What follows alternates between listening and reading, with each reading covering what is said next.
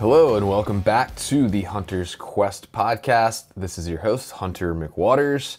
If you're new, welcome. Thanks for listening. And today I have an episode with a guy who, his family has been around the hunting industry, I guess for like 3 generations now. And they have a large media company. If you're kind of familiar with Western hunting and Western hunting content, you'll definitely be familiar with them. But if you're like me, if you're from out east, you may have heard the name, but not know too much about them. But this week's episode is with IKE Eastman of Eastman's Hunting Journals. So, like I said, his grandfather started back in the day doing wildlife photography and stuff and videography. As we discussed in the episode, like even with like before there was audio on video, so he was making like silent films.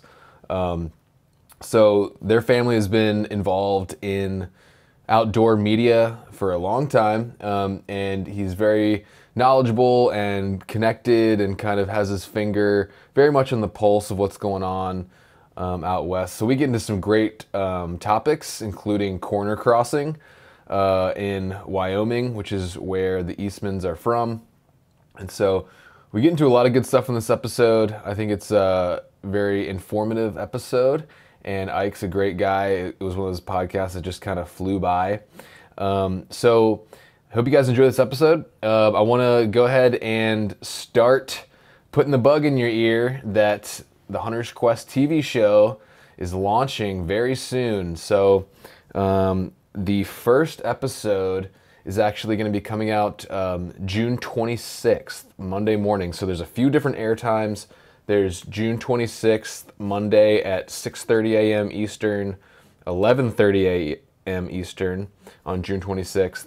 And then there's an overnight airing, I believe like Thursday at like 3:30 a.m. or something. And then July 1st, the first episode will air at 12 noon Eastern. So hope you guys get a chance to check it out. I'm really excited. I've been working really hard. The first episode is an awesome episode. It's from my antelope hunt where we filled 2 tags, and it's a really cool episode. I've been working really hard on it. So if you guys have Sportsman Channel, hope you'll tune in Monday morning, either at 6:30 or 11:30 Eastern. If you don't, you can get the Sportsman Channel on Fubo or other linear cable options. Also, it should go digital on My Outdoor TV afterwards. And then all my episodes later in the year or early next year are going to be available on YouTube. But I really hope that if you have Sportsman, or even if you have a friend or a family member, that you could go and watch TV over at their place on that Saturday. I'd really love for everybody to tune into that and let me know what you think. So really excited for that. I hope you guys enjoy that. Please continue to share the podcast. I've been working really hard on the show, but also, I'm still pumping out a podcast every week. So it's not easy. It's a lot of work. And I hope that if you guys are fans of the content, that you will help me out by sharing this with friends and family. If you have not yet, please subscribe to the podcast and my YouTube channel. Check me out on social media and leave me a written rating and a review on Apple Podcasts. That's really big for helping me get to the word out. And I want to give a couple shout outs here to some folks that have given me reviews lately. So if you are listening, Rugged Built, 83 Long Shot, Miggy 0653, and Popcorn Sutton Was My Neighbor. If you're one of those guys, hit me up on Instagram, send me a message, send me your mailing address, and I will drop some swag in the mail for you. Thank you for the support, and if you haven't, please leave me a rating and review, share the podcast, and subscribe to my channels. And don't forget to check out the premiere of the Hunter's Quest TV show, which will start June 26th, Monday morning, 6:30 a.m., 11:30 a.m. Eastern, and then July 1st at 12 noon Eastern. Let me know what you think, and thanks. We'll see you on the next one.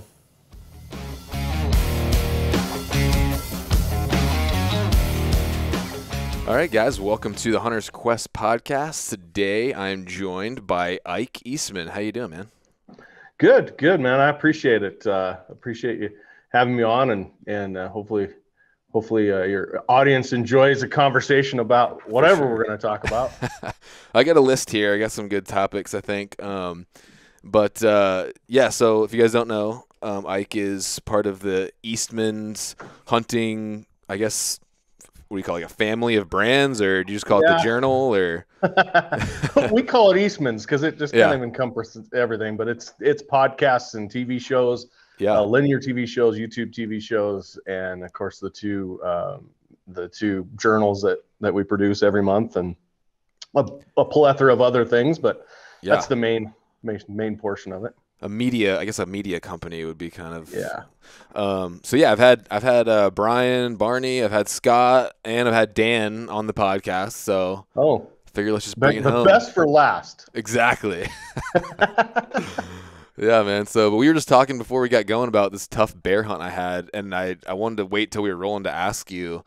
But you're the first person I've talked to since getting back, and I don't have a ton of experience with bear hunting, but it was such a tough hunt. Do you think like bears are susceptible to winter kill like ungulates? No, No? no, I don't think so because obviously they hibernate, especially black bears are true hibernators. Grizzly bears are a hybrid hibernator, and they're not true hibernators.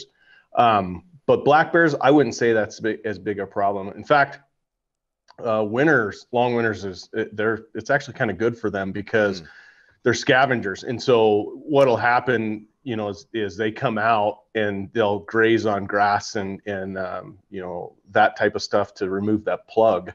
Yeah. That stops them up. Obviously, I don't know, for those that don't know, Fecal a bear. plug.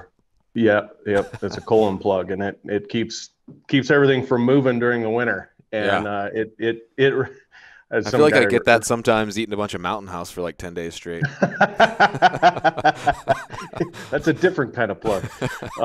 But no, it's same thing. And then when they come out, they'll eat a bunch of green grass and all types of stuff. And I had one guy, a bear guide in Canada, tell me, and he's 100% right. I never thought of it this way, but it's the same when they first come out. It's the same thing as if you've ever had a newborn baby. It's like the exact same material. It's like that tar. black. It's horrible. Yeah. That's gross. Horrible stuff. Yeah. But yeah, so then after they come out and they're done doing that, all the carcasses, the winter kill is actually good for them. And Makes sense. The ebbs and flows of ungulates versus predators and just the natural cycle of them is the ungulates have, struggle like that. The predator population will blow up. And so these bears will have, they'll have multiple cubs. In fact, I saw a sow this spring that she had 4 cubs, and it's really rare for a sow to have 4. 2, pretty common, but 4 is something. So I guess I can't use that as an excuse for why I didn't kill a bear. Well, no, but what you can do, you were saying it was, snow everywhere and 80 degrees. Yeah. Those bears may not have come out. It all has to do with the ground temperature. And so if the ground temperature doesn't warm up to a certain temperature, it won't kickstart them. And so you may have just been early. Yeah, we hit every challenge imaginable. Like I almost drowned crossing a flooded river in a pack raft. We had washed out roads. We had we had snow. We couldn't get back. Like we were literally like post holing through like knee deep snow and sweating. 'Cause it's like 78 degrees. It was so weird, man. But who'd you go up there with? It was just me and my cameraman, Luke Dusenberry. I don't know if you know him, but I know that name. Yeah, he's done a lot of work in the industry, and he works with like Loophole and Mountain Ops, and I don't know, a bunch of guys. But cool. Yeah, man.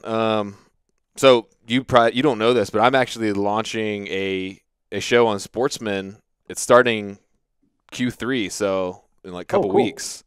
July. So yeah. Technically, it's the first week of July, but it starts like this last couple of days of June. But yeah, I think it's the 28th is the first. It's weird. They start on Mondays, and so it's like the 28th of June or some weird thing. But what's the what's the show on? Is it a hunting content? Yeah, so it's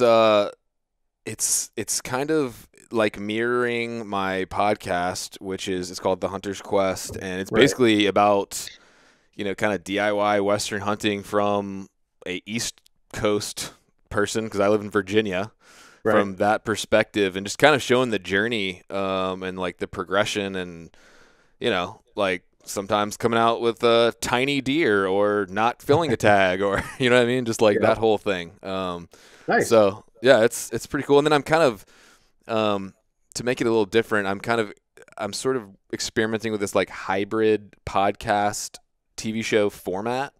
Hmm. So like I'll bring on my camera guy, for example, like from this hunt, I'll bring on Luke, and we'll kind of like after the commercial breaks talk about like maybe spend like a minute after each break talking about like our top 4 like takeaways from the hunt, and then kind of cut back to the hunt. And Oh, that's cool. and then I worked in some other to get a couple more episodes in the lineup. I worked in some interview based shows with I did one with Remy Warren, one with Brian Call, and one with Jana Waller, and one with Jason Matzinger, and we like kind of broke down a hunt they did, and then like used some of their footage to kind of and just talked about it and kind of lessons learned and that pointers and stuff like that. Oh, that's cool. So it's kind of like the YouTube that I think is Black Rifle. I think they either do it or they sponsor it, where it's Navy SEALs breaking down this movie or that movie and talk Yeah, about kind of. if it's legit or not. I haven't seen that, but yeah, it's kind of like that. So it's like reporting on your own stupidity in the field. So here's what I did dumb here, or here's Kinda. what worked and I thought would work and it did. That's pretty cool. Yeah, because like my cameraman, we did like an antelope hunt. But the first episode is an antelope hunt that I did on a 0.100% draw unit, and it was me and my cameraman who'd never been out west ever, and Oh, wow. and it was like I just want to show like you can, and we killed a buck and a doe in 2 days. This is the buck I shot in that hunt, and then I kind of Okay. broke it down with him, and it was cool, man. That is So I'm looking neat. forward to That's it. cool. But anyway, enough about me. So you're Uh, doing quarter 3 and quarter 4? yeah, That's very cool. yeah, man. What night are you on? So that's a good question. I think my anchor slot is actually Saturday at like Okay. noon, which is like not great, but it's not like terrible either. I feel like maybe a lot of guys will be kind of coming in from deer camp and lunchtime and maybe catch it or whatever. But then Yep. I think I got to check, but my nights, I can't remember. I should know that. But the main one I'm kind We're of telling doing people is Saturday at noon. we're doing a shameless plug right here, Hunter. Oh, You totally. you should know the details. Dude, I know I was not prepared, man. Jeez, no one normally asks me questions, so I'm sorry. That's what happens when you get other guys that get on that have their own podcast. I want to talk about you. I don't care about me. I know all that. It's pretty boring in my world. no, I actually like that. I feel like when you enter into a podcast, people like assume that they can't ask you stuff, and so I Right. actually like to tell people like, hey, like feel free to, it's a conversation. Feel free to ask me stuff. So I like it. Yeah. It's good. Yeah.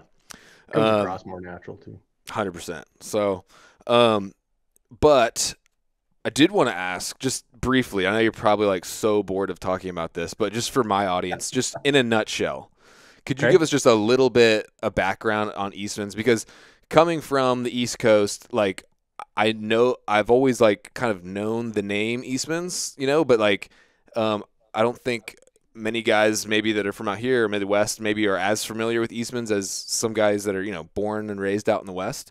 So I love just like a little brief kind of history and then kind of where you guys are now.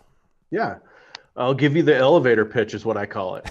Nice. So my grandfather, Gordon Eastman, started filming in 1957. And Wow. when I say filming, he's filming wildlife in Alaska. And Mm. this is before audio, so they called them no talkies. But he would Oh, wow. he would film this wildlife on. He was guiding up there, and he filmed this wildlife, and he'd bring the footage down to lower 48, and he would travel around and live narrate this in front of audiences. And I run Wow. into guys constantly that are like, man, they're 70 years old, and they're like, man, when I was a kid, I sat in the auditorium in Spokane, Washington, or Harrisburg, Pennsylvania, and I listened to your grandfather. And it's the first time I'd ever seen a polar bear or a Wow. caribou or Dole sheep or whatever. That's so cool. And so he started that, and then he got into building theatricals, wildlife theatricals. It took him to filming with Walt Disney, just filming wildlife for Walt Disney. And he had a ton of adventures. Our family is very adventurous. We're all about, the experience, not about the trophy or any of that. It's really about the experience. And so he had crashed on the ice in 60, I think it was 62 or 67 maybe. Crashed on the ice in Alaska in the middle of winter, and him and another guy survived 3 days out there on the ice floating around until he got saved. That's a crazy story. It's called he documented it in a movie called North of the Sun, where he spent 2 winters with the Eskimo people. He knew that this is not going to be an elevator pitch, apparently. Unless we're in Vegas and we're going 100 stories. So he documented what the Eskimos, how their way of life, because he saw and knew that their way of life was changing rapidly and going away. And so he documented, the dog sleds, and he actually documented a whale hunt, and they were able to take a whale and the whole 9 yards. Wow. Polar bear hunts and seal hunts, everything, to how they make mucklucks and why they're superior and all of that stuff. And so that's awesome. Then he did a bunch of other stuff with wolves, and he ended up with 3 generations of wolves in captivity and studied them. Then he took, in the late 70s, he took all of these films. I think there was 13 of them in total. And it was when VHS came out, and, the movie store, the old Blockbusters, before Blockbuster, every little town had a movie store, and you go in and rent a VHS for the night. And he took these theatricals, put them on VHS, and sold them to these movie stores to be rented. So then there was another, insurgence of people getting to hear his stories and his adventures, for guys like you and I, when we were kids watching that. And my dad was helping him by selling these videos all over the country. And he was sitting in Harrisburg, Pennsylvania, at a show. It used to be it's still called the Great American Outdoor Show. It's owned by the NRA now, but back then it was just a local show, and it was the largest hunting show on the planet.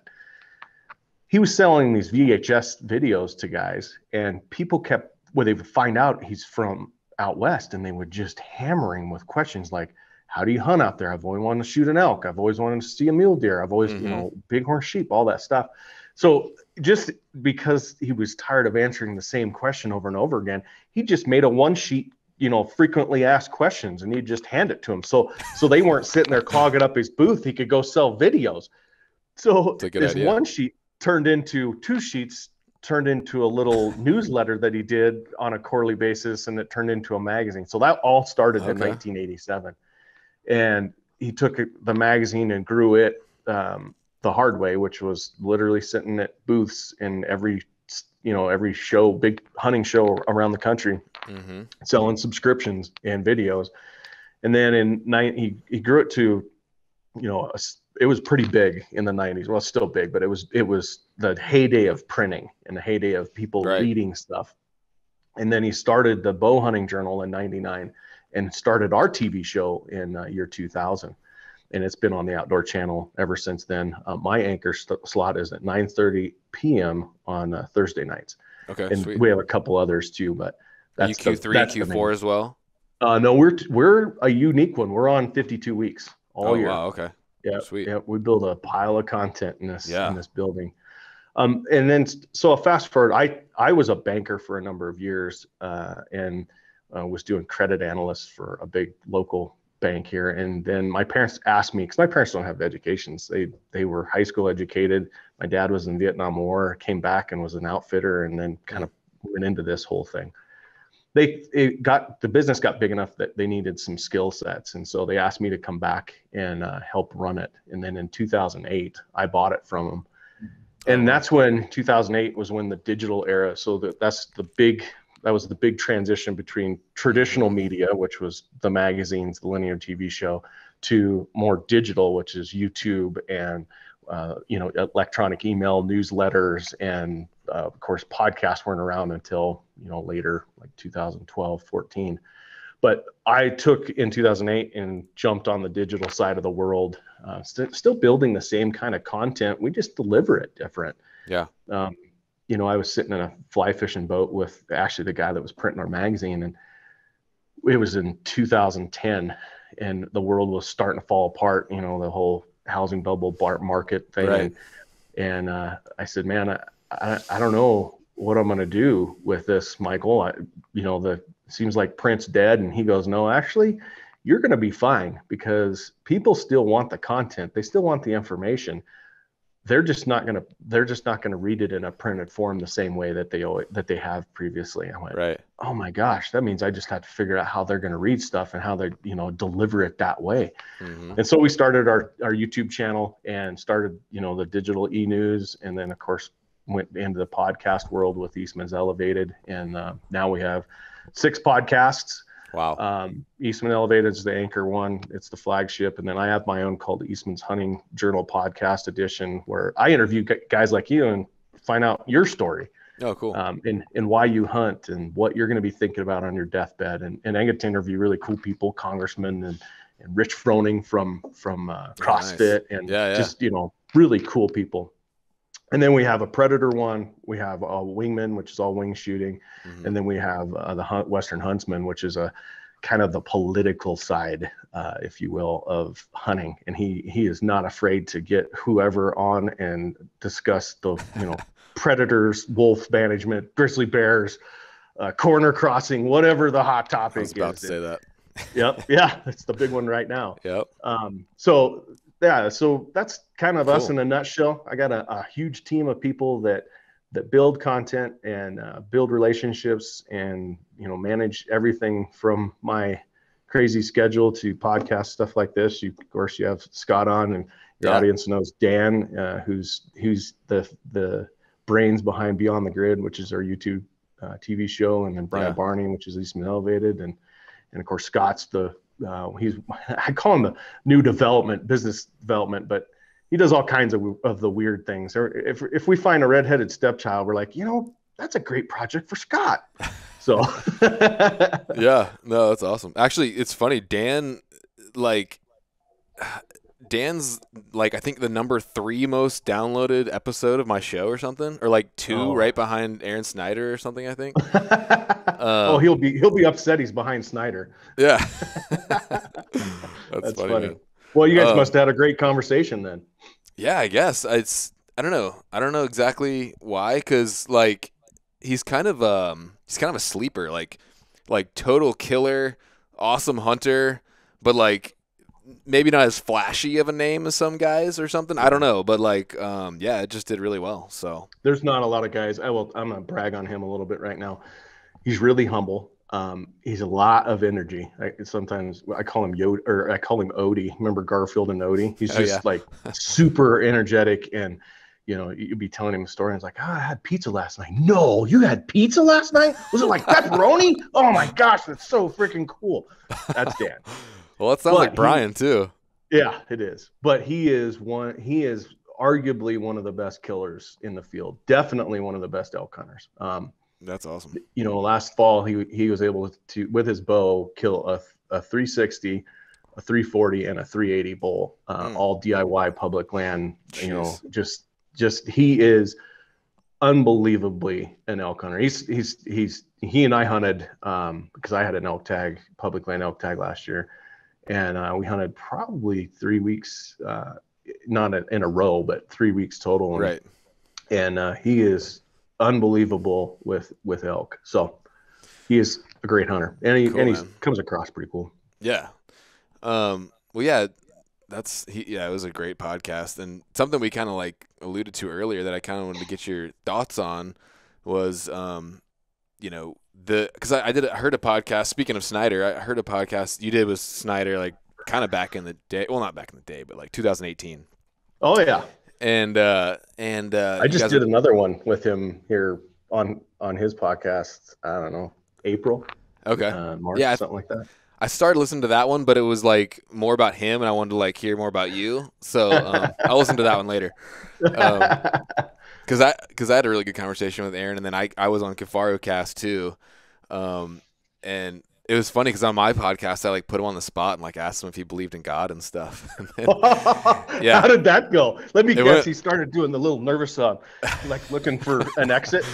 yeah, and well, it's the #1 most downloaded show I've ever done, and then he had me on Kefaro Cast and was just grilling me about Christianity the whole time, and it was like that's awesome. It was awesome, but what was I gonna say? Oh yeah, I just want to talk a little bit about like the progression of a hunter because that's something you guys talked about a little bit, and it's something that it's kind of a weird balance because in the outdoor media industry and stuff like that, obviously like big animals, sell magazines, big animals get the clicks on YouTube and stuff like that. Right. But also I think a lot of guys, especially like public land DIY type content, like they want to see something more, maybe more relatable, or I don't know. Maybe I'm wrong. I don't know. Like, but for example, I did a really tough, my first mule deer hunt ever. Very tough hunt, backcountry. We were in there like 7 days, and we didn't even see an antlered buck until like the 5th or 6th day. We finally did. It was a little guy, but I was like, you know what? This is my first mule deer ever. We've been working our butts off. Like, I'm going to go shoot this deer. And I did. And I've kind of been like, I wonder how, the people in the industry are going to like take this. Are people going to be like mad that I shot this small deer? I'll show him to you right here. I mean, he's a baby. Oh gosh. Yeah. What state was that? Idaho. Oh, okay. But anyway, but it was my first mule deer ever. What's that? You must know somebody in Idaho. Oh man. Nah, it just happened to be. I do know people there, but anyway. So anyway, I just want to get your thoughts on that, and then how do you think that relates to creating content and that kind of thing? All right, so you asked me. I think you asked me 3 different questions. Number one, you asked me about the progression of a hunter and my thoughts on that. Number 2, you talked about trophy hunting and what is trophy hunting important or not. And then you also asked me about why are people enamored with large trophies and why does that work? Mm-hmm. So I'm going to answer each one of them. Okay. I'm going to answer the first one. Let's talk about the progression of a trophy hunter. Actually, the progression of a hunter. Yeah. It doesn't necessarily have to be trophy. It's just that's kind of where you end up. So one of the things that has been misnomered in the world, not just in hunting, but in the world, is that trophies hunting is poaching, and it's not. And we'll get into that in a second. Yeah. But what happens with a hunter is you get into it because you have to start somewhere, right? Mm-hmm. You have to learn how to swing a golf club before you can go golfing. Trophy hunting or hunting, you kind of have to learn the basics.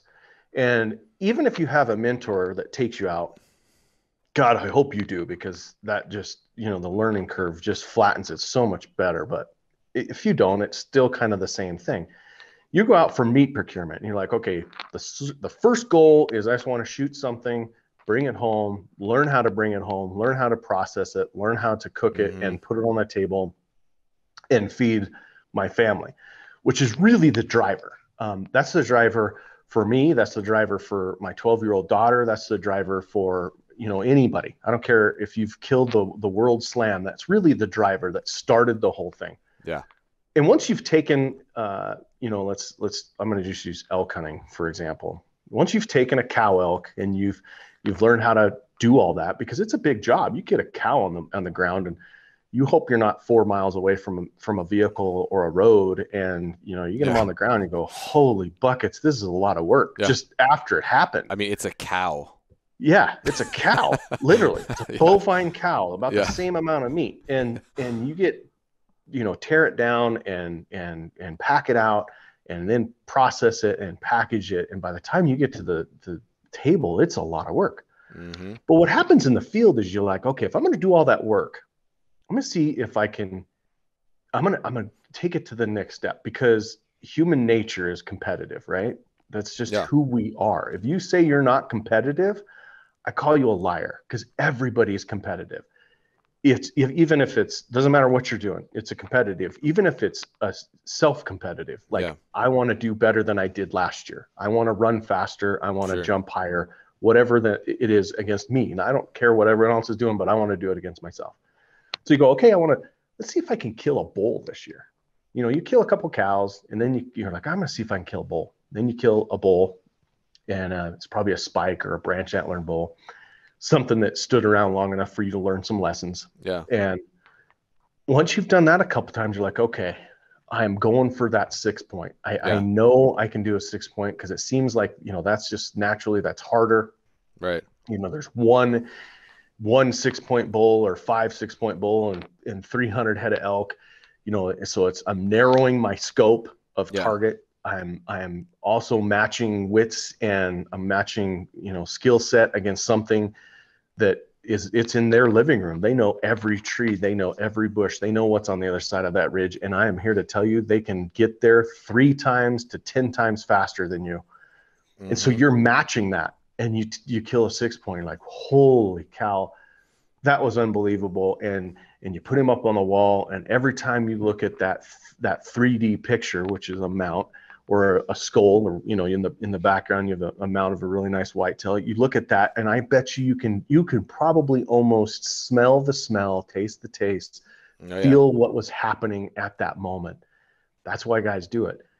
And then you go, okay, next one, I'm going to try and kill, well, okay, elk going 6 point, 7 point. Well, that doesn't really matter, because I've seen 6 point bulls that are, 270 right. score, and 6 point bulls that are 380. It's 100 inches of bone difference. So how else do I measure it? Well, there's these guys called Boone and Crockett that came up with the measuring stick. Right. And so then we start classing them. Okay, Yeah, it's a 380 bull. This is a 370 bull. And then you go, okay, I'm going to kill, my first 4, 5, 6 points were under 300. I'm going to hit that 300 mark. And then I'm going to hit the 330 mark. And then I'm going to hit the 340. And it progresses. Now, it actually ends. And I've watched my grandfather do this. I've watched my father do this. And I've watched other guys do this. And I've watched some guys that are headed that direction, even if they admit it or not. The ending of it is my dad. I'll tell my dad's story. He said he was sitting around, we were deer hunting, and he'd killed a really nice mule deer. And he walks over and hands me his gun. I'm like, what's up? He goes, I think I'm done.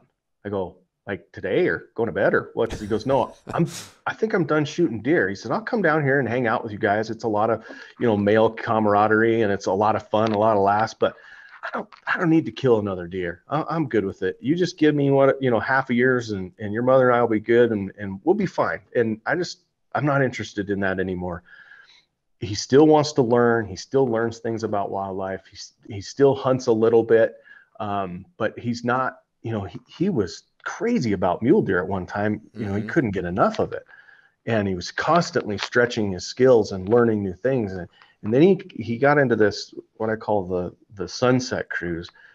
And he's taken wildlife photos, and he's taken, learning about buffalo and their rut, and takes a ton of photos about that. And then he goes into grizzly bears, and he takes a ton of photos of grizzly bears and lives with them, and just kind of, it's just the natural progression of stuff. Right. Even the Native Americans did the same thing. I feel like that a lot of guys, instead of embracing that journey, they feel like they got to skip ahead, and like they're like, oh, it's my first mule deer hunt. It's got to be 170, 180 or bust, or I got to go out and get a 350 bull or whatever. It's like, and I think, and not that I'm ragging on like hunting media, because I'm in hunting media and I love it, but like, I don't know. I think that more guys maybe should embrace that progression and like be okay with going out and getting a spike on their first elk. Yeah. There's 2 types of hunters. There's collectors, and then there's people that are focused. And when you get into that stage I was telling you that, okay, I'm going to shoot a 360 bull, or 340 usually is where it starts. Then there's guys that are like, okay, I'm going to shoot every single thing I can that's is elk related, and sometimes I'll shoot little ones because that's what's available, and sometimes I'm going to have the opportunity to shoot 380 because I'm going to specialize in elk. Then there's guys that are collectors, and often your media types become collectors. I don't know, probably because it's different personality types. In order to be, I shouldn't say in order to be, but a lot of the times guys that have a huge ego become collectors because that's what feeds their ego. Does that make sense? Mm-hmm. And so they say, okay, I'm going to shoot the biggest bull ever, and then I'm going to go shoot the biggest buck ever, and then I'm going to go shoot a biggest ram ever, and I'm going to figure out how to either pay for it to flatten the learning curve, or sometimes, and there's people out there in history. That's one thing that we have is 3 generations. I know a lot of guys that have went down the road and can't take the pressure of being in the media and producing and performing, and then they start cutting corners, and then they start cutting law corners, and then they end up with burying heads in the background in the backyard because they're all poached to stuff like that. Okay.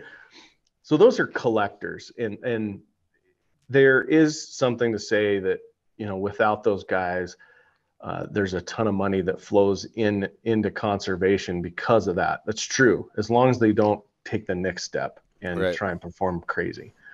But the journey, I believe the journey is where the majority of people are.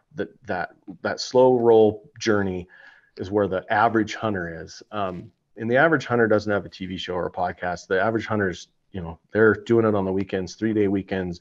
They're working 49 weeks a year for that 2 weeks of hunting that they get in the fall, and the other week their wife makes them sit on a beach somewhere or something. So that's my take on the hunter's progression. Trophy hunting is kind of folds into that. The reason that trophy hunting has got a bad name is because people thought trophy hunting and poaching were the same thing. The mainstream media has used those simultaneously in the same sentence, that if you're a trophy hunter, you're poaching. And that is 100% not true. 100% not true. In fact, there's 2 ways to manage wildlife. One is for the health of the herd. And so let's say you're at your carrying capacity in this area for elk. You want to manage the health of that herd so that sickness or starvation or all these things don't go in and take the herd out. One of the ways you do that is you kill the male of that species at the peak of their life before they go downhill, and before they get to the point where they're damaging the genetics pool. Because if you think about it, that pool is pretty small. So you want to diversify that pool as much as possible. Whereas if you have one bull that lives 13 years and he's got the same, 20 or 50 head of cows, that pool gets really, really shallow. For sure. So you want to diversify that. Yeah. The other way is, okay, we're above carrying capacity in this area. And so we want to take out X amount of females and bulls so that we shrink that size of the herd.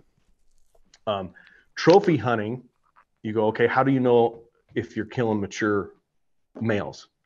The easiest way we've found so far that I can do in a matter of seconds, I can tell how old a bull is by just looking at his antler growth. Now, is there exceptions to that rule? 100%. And there's also things you have to take into account for things that affect them, like weather and drought and, area and genetics and all that stuff. But typically, the easiest way to look at a mature male of any species is their antler or horn growth size. And so the older the bull, the more mature the antlers.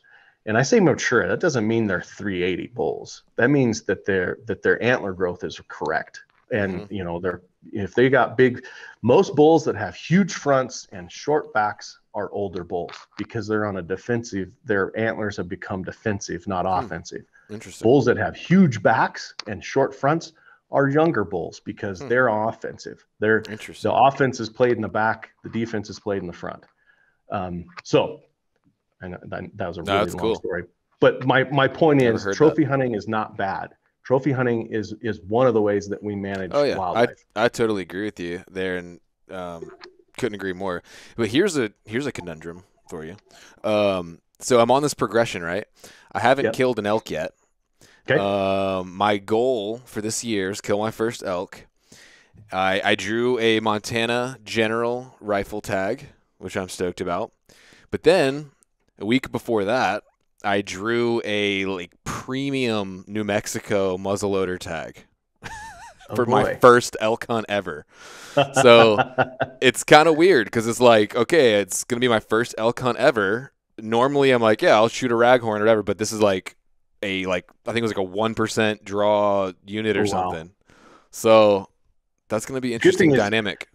Yeah, the good thing is I think you can hunt them the same year because correct me if I'm wrong, but is your muzzleloader season early? Is it in September? No, so it's mid-October. Okay, and then your elk is so the timing is like amazing. So I'm gonna the New Mexico season ends on the 18th, and then the Montana season opens on the 21st. So I'll literally be able to like finish the hunt, drive to Montana, and start the next one. Well, the good thing is by the time you get to Montana, you'll have learned a lot. Maybe you don't see anything. Maybe the weather messes you up. I don't know, but who knows? Yeah, that's a conundrum. Good for you. Montana General elk, with a rifle is still a chore. It's it's not a premium tag. Not that that's any easier, but still elk hunting. Yeah. So, it's gonna be interesting, but I'm looking forward to it, man. Hopefully, Lord willing, you're gonna do both of them DIY. Yeah, that's the plan now. That's the plan. Perfect. So, yeah, I mean, I looked at the New Mexico spot.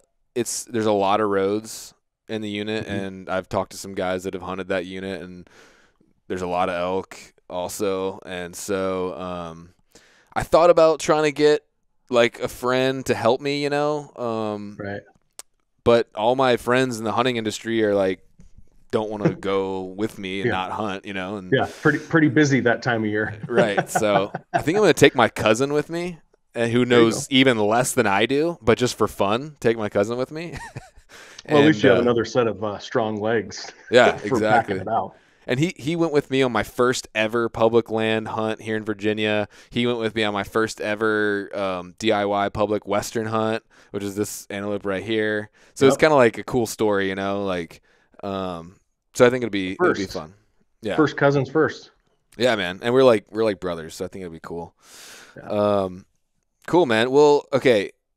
I have a few more questions. Trying to see which one I want to go to next because we don't have a ton more time. But what do you think? Okay, well, I just got to ask because you're in Wyoming, you're up on all this stuff. It's in the news.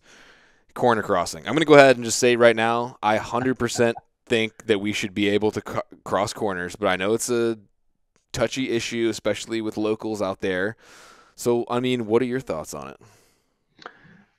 So, corner crossing is number one. It's really dynamic, and to say that hey, this should be illegal or this should be illegal, I'm not going to give you my opinion, but I will tell you some of the pitfalls. When this has happened, not going to give me your opinion. Come on, man. Nope, not until we'll see. I might later. It'll come out, and it'll be apparent, but. I'm going to give you some of the dynamic problems that it brings up. Sure.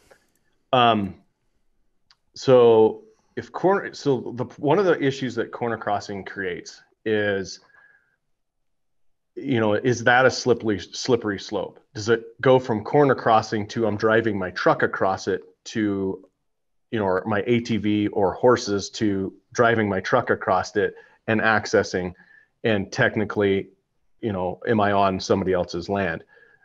Who is to, it's going to create a problem for law enforcement, number one. Mm-hmm. And it's going to create more conflict between landowners and DIY hunters or DIY people. Cause this is bigger than just hunting. This is fishing, recreating, four-wheeling, you name it. It's across the board. It started in hunting, but it came across the board. So it's going to create more conflict. Those conflicts are going to be happening in the middle of nowhere, typically in the dark, because it's either coming or going. And it's going to happen in really stressful areas. Yeah. And it's going to happen in a problem. The other thing that's going to happen is the guys the ranchers, the landowners that used to let guys on there or cross their property are going to get fed up with constantly getting taken advantage of. Yeah. And so they're just going to shut it down. They're going to shut what they were doing, the walk-in areas, the access yes areas, the all that stuff, and they're just going to lease it. They're going to say, you know what, this isn't worth it. Here, Mr. Outfitter, you take my property and hunt it, and basically police it is what they're going to do. Mm-hmm. And then you have conflicts between hunters and hunters, which is outfitters and public land hunters. That's one of the problems. So you're going to potentially you're going to be pulling acreage out of access that is typically in access now. And it could be, I mean, think about it. A guy does access yes. So there's a ranch that we go through to hunt elk when I draw the tag, and the whole ranch is access yes. The whole ranch is hunter management. And so you can camp on their property. You know, there's a set of rules and stuff, but if they didn't do that, it would be impossible to hunt this area. Right. Absolutely impossible. Well, if they start having conflicts and guys crossing corners they have a sanctuary there. And what that is they dump all their cows in this one area during hunting season. And so you're not allowed to hunt that part of the ranch. Guys start corner crossing into that in the sanctuary, and they shut the whole thing down. It hurts everybody. Yeah. And I mean, that's a potential thing. So pulling hunters access out, and the policing of it, in my opinion, is really, really going to be sticky, because it goes from walking from one corner to another, to four-wheeling, or to riding a bike, to riding a motorcycle, to riding a four-wheeler, to riding side-by-sides, to pretty soon you're pulling, you know, campers and trucks and all that stuff across. I mean, that's just the human nature. That's how we work, unfortunately. Yeah. That's why there's laws anyway. So that's going to be an issue. Now, is there areas that corner crossing is not going to affect? It's not going to change it. And actually, it's going to access people that typically wouldn't access those areas are able to now, and have hunting opportunities that the landowners don't care. I'll give you some examples. The southern portion of Wyoming, every other section is owned by the railroad along the railroad corridor. Every other section. And so technically you're not allowed to hunt every other section. Well, it opened up all of that property because the railroad's not going to care. They just don't. Yeah. They're not going to police it. They won't give you permission because of them worrying about the legality of it. Somebody shoots themselves or shoots their buddy on their property, and are they legal for it? Whatever. So they're not going to give you permission, but it's going to open up a ton of property down there, and it's not going to have any effect, no negative effect with the landowner. Oil and gas, the same thing. It's just going to open up a ton of stuff. Where it's going to be a problem is some of these large landowners that have enjoyed using the public land. Now they lease it for grazing and stuff, but it's almost completely landlocked. And so they look at it as their own property almost, and they care for it as if it was their own property. That's where your conflict's going to happen. Yeah. And I wouldn't say it's over. I know that every time, when the first ruling came and they didn't find the guys guilty of criminal charges, everybody's like, it's legal. I was like, wait. It doesn't make it legal. Right. It just means that they didn't get fined for it. Yeah. Just because I got off on a speeding ticket doesn't mean speeding is legal. Yeah. It's just that I got off on it. For sure. And then, the civil suit is a very similar thing. They're not calling it legal yet. Now it's going to have to go. We have this conversation in our office a ton.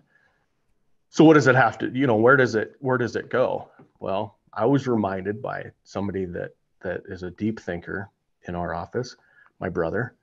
He said, you realize this is state by state. Each state is going to have to make their law. Yeah. And it's been proven over and over again with waterways. For instance, in Wyoming, you cannot, the land underneath the public river is still private land. You can't stand on it. You can't anchor your boat in the middle of the river. You can't. That's illegal. Montana is a 100-year watermark. So wherever the 100-year floodplain is, everything below that, including the riverbed, is public land. So you can hit a bridge, walk down a river as far as you want, all the way anywhere in Montana till you hit Wyoming. And you hit Wyoming on that river, you can't. You have to be floating. The water is the only thing that's public. Okay. So each state is going to have to come up with what their law and their rule is. Right. And in my opinion, this is a huge challenge because you're talking, let's just talk out west, but technically it's 50 states are going to have to make a ruling on which direction this goes. Mm-hmm. They'll start in Wyoming because that's where the hot button is. And then they'll go to Montana. Yeah. Montana has avoided the thing forever because the people up there have been trying this corner crossing thing for decades. And the state legislature has been avoiding it for a long time. Yeah. But there's going to be pressure, especially now that they made it a big case. They're going to be pressured to do something with it. Yeah. Now, here's the other thing that you have to remember. A lot of these Western states, their legislatures are built with landowners. Because who else can take off 40 days from January 10th until March, whatever, right, in the middle of winter and live in the capital city and do legislation? Most of those guys are landowners, ranchers and farmers that aren't doing much in the winter. That's going to be a sticky wicket, in my opinion. Yeah. And so that's going to be a big battle. Yeah. And, I think there's misbehavior, I guess I'll say, on both sides. I mean, 100%. I personally have experienced ranch owners posting no trespassing signs on public land. I've been kicked off of public land by armed guards in New Mexico. That's because that was a drug cartel. No, we called it the elk cartel because they were acting like they had people posted up on public roads. They would follow us to our glassing spot, and when we'd see elk on private, they would get out of their truck and walk the elk back onto their ranch. Yeah. Low flying helicopters. I've had, I had out in Wyoming on the antelope hunt a while back. I had a sign on a road that said no trespassing, and I talked to Game and Fish, and I did my homework, and I was 100% allowed to go through that road, and ended up going through the road and killing an antelope. So I mean, and then there's idiots on the DIY hunter side too that are gonna screw things, like you said, they're gonna try to pull their ATVs across, or just be hunting some guy. I was in the field this year in an elk area that's very checkerboarded, and I'm sitting on public land, and I wouldn't say the landowner was trying to bully me. He would have if he'd have known, if he didn't first ask where I was from and realize I grew up there. So I knew the people that he bought the place from, but he would have tried to bully me, guaranteed. Oh yeah. But we're sitting there on this road, and there's no fence between the public land and his property. And all of a sudden a 4-wheeler comes across the road from his property to where we're sitting, pulls up and acts like nothing's wrong. The rancher's like, who are you and why are you on my chunk of property? Yeah. Well, I thought roads were public land, public access. No, that's not how it works. So it's both directions. I mean, for sure. Yeah. Both directions. Yeah, absolutely. So it can be sticky. Yeah. Okay. Here's one for you. Filming on wilderness. I will come out with an opinion on that. I think it is complete crap that you can't film on wilderness. Me too. I can take a photo if I'm just regular Joe, and I can film on my cell phone if I'm just regular Joe. But if I'm actually promoting that entity's recreating, what that entity is built for, which is multiple use. Mm-hmm. If I'm promoting the multiple use, I have to pay them for it. So let me get this straight. I'm paying you to promote you. That's ridiculous. Yeah. And it's illegal for me to carry around a camera the size of a loaf of bread and push a red button, and that's mechanical. Yeah. That's interesting. Right. Nobody better have a cell phone back there. Yeah. Anyway. Yeah, it's so wild, man. Like, I mean, those laws were made for, like, you know, Hollywood productions, not for. And I've had BLM office people in Wyoming and Montana tell me that I fall on under casual use, and that I'm not doing anything wrong. And so, but when it comes to wilderness, federally designated, and the other thing too is some people just do it and no one cares, and then some people do it and they get slapped around for it. Yeah. Yeah. So here's an interesting, we call them Forrest Gump moments. It's like Forrest Gump was always in the, you know, he was always in where everything that was popular during his time frame. But Forrest Gump moment, that law was introduced by a Wyoming senator, Craig Thomas, introduced that. Because what happened is Pontiac, which for those younger viewers, Pontiac used to be a car, it no longer exists. But at one point, they were a behemoth of GM. They went up to the Beartooth Wilderness Beartooth Highway, which goes through the wilderness up here in Wyoming, and they made a car commercial. I just happened to be working in college for the Yellowstone Park in the road maintenance side of the world. Okay. And we maintain the Beartooth Highway, which is not in the Yellowstone. It is in the Forest Service, Wyoming and Montana. It's a long story on why they maintain it. It has to do with an agreement on not developing a gold mine up there because all the water rolls into Yellowstone. So by doing that, by not giving the permits, they maintain the highway. Anyway, I'm working as just a laborer, and we put in these snow poles, which is a sapling tree with the limbs taken off of it that we cut, sharpen one end, and you pound them in the ground. That way, because they don't plow it in the winter, so when they come back the next spring to plow it, those poles are sitting up and they can tell where the roads are, and then they obviously dig down to the roadway. And that's what I did all summer. We had just finished that, and this was like August. And Pontiac came up and did a commercial and tore out like 5 miles of those snow poles and made a complete mess of, you know, parking vehicles off into waterways and all kinds of crazy stuff. Yeah. And so my boss got on the phone with his boss, and they went down the road, and they enacted this thing that if you read the law, it says for commercial use. And when he introduced that bill, his intent was not for commercial in the sense of industry or business. It was in the sense of making a commercial it's commercial or major motion picture. Yeah. Where they're actually disturbing things. It is not meant for you and your camera guy to wander around and do the same thing that you and your cousin would do. Yeah. Without a camera. Exactly. And I really thought we were going to get inroads when that guy in Washington, I think it was in Virginia actually, where they pinched him and they ran it all the way up the flagpole. Yeah. I really thought that was going to help, but yeah, I almost felt like it was a gray area, and the government like intentionally wanted to keep it a gray area because they kind of knew that it would probably get struck down if it went up. But I don't know. I talked to Dan the other day, and it sounded like it was kind of gray, and now it's almost back to being like straight up illegal. Yep. You have to. It's always been illegal in the wilderness, and the way that they spun that is because of the mechanics. You know, no mechanical devices in the wilderness. That's why you can't ride a bike and you can't use a chainsaw and all that stuff. But in the Forest Service with the permits, the filming permits, and every single Forest Service does it different. And I'm not talking statewide. I'm talking one Forest Service here in Cody, their permit process is one way, and you go to Jackson and it's completely different. Yeah. And they're in the same region. It should just be one permit.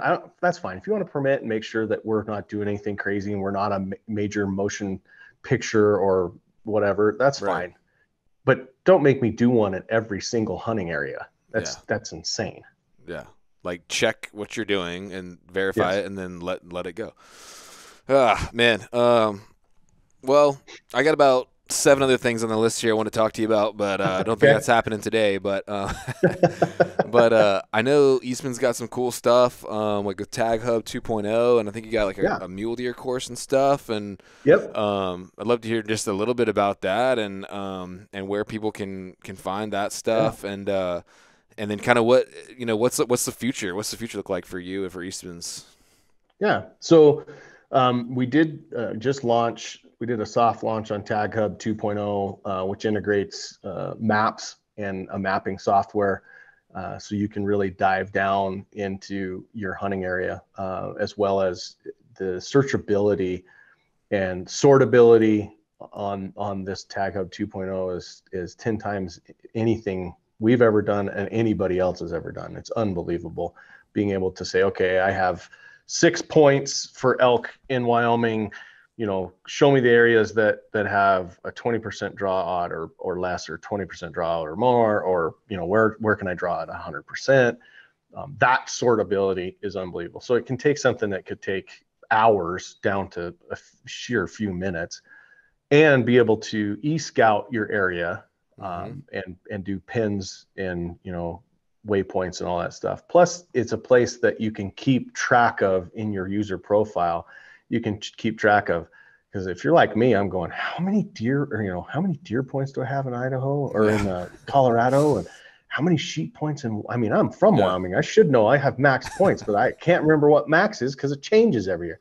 Well, it's just a place that keeps track of all that. So when you log in, it shows you, hey, that you have this many sheep points, and then it also sends you notifications of, hey, this is you got 2 weeks for your application on this in this state for these species, that type of stuff. Cool. Pretty simple stuff, but it's really, really powerful, and it's going to get more and more powerful in the next 6 months as we roll out some other additional features that fit within this framework. And then to add to that, we did a mule deer course, which is an online video series, A to Z, on how to hunt mule deer. And Guy and Dan and Brian are the faces behind that. Nice. And they walk through everything from the gear you need to glassing strategies to rack bracketing. How do you tell if it's a 130 versus a 160, and how do all of that stuff. Plus, it's archery stalking, so they do an archery section as well as a rifle hunting section, and the differences there, different types of camping, if it's backpack versus truck camping versus desert versus high country, all that. And we're upgrading it constantly. So we're constantly making changes to it and making it better with new strategies as the gear changes. Hey guys, check this out. We just did one the other day on bino harnesses. It was myself, Dan, and Brian, and talking about the different bino harnesses that we use, which we all use different for different reasons. And it was just a conversation, which makes people go, oh yeah, I'm more like that, or that's a good idea. Just stuff like that. And then of course, all the digital platforms, the podcast stuff, the growth there is unbelievable. Yeah, you guys just launched a new one, didn't you, with Brian and Dan? Yeah, Brian and Dan, the EBJ podcast, which is probably at some point going to be a subscription-based podcast, because the information that those guys are really getting behind the paywall as far as the type of information they're given. It's really, really in depth, and they need to be paid for that time, for sure, and that knowledge that they've learned, that they're going to help guys flatten that curve in archery hunting. And keep them informed of new stuff and stuff that they're learning. So that's probably going to at some point be behind a subscription-based paywall, but it is out there. And then mine, which we talked about a little bit about, talking with really neat people and great conversations about who they are, which is fun. I did one with Aaron Snyder, and it was pretty entertaining. I bet he's an interesting cat. Yeah, he's a hoot. And then, so that's kind of the stuff that we got going on. Of course, the magazines and linear TV as well. But and then, the future of it, it's really about what we do is we just try and help make hunters better hunters through entertainment. And it's not just us saying, hey, here's the best pack, or here's a glassing strategy, but it's also a place that allows other hunters to share their story and the stuff that they've learned, you know, and to help everybody. Even if you're seasoned, been hunting your whole life, you'll always pick up 2 or 3 things, and you know, go, God, that's a good idea. Never thought of that. And that's really the future of Eastman's, is just doing the same thing that we've been doing, just changing how we deliver it and where we deliver it. Cool. So, yeah, you guys have kind of been on the cutting edge of like outdoor media since silent films. That's pretty awesome. We've tried. It's been quite the journey, quite the experience for sure. Yeah, man. Well, really appreciate your time. It's been great getting to know you a little bit. And, you know, some podcasts, as you know, are kind of drag by and some fly by. So this one flew by. So maybe one day we can sit down again and do another one or something. Yeah. Keep those questions. I'll answer them next time for sure. For sure, dude. All right, man. Well, thanks again. And, yeah, and where can folks find, I guess, you know, if they want to look into more of what you got going, like what's the best place to go to find your all stuff? Yeah, Eastmans.com. Of course, Eastman's Hunting Journals is the handle for YouTube, YouTube and the social media. That's the flagship magazine, and it's either Eastman's Hunting Journals or Eastmans.com. You'll find everything there. Awesome. Well, thanks again, man. Appreciate it. Yeah, thank you, Hunter. Appreciate it. All right.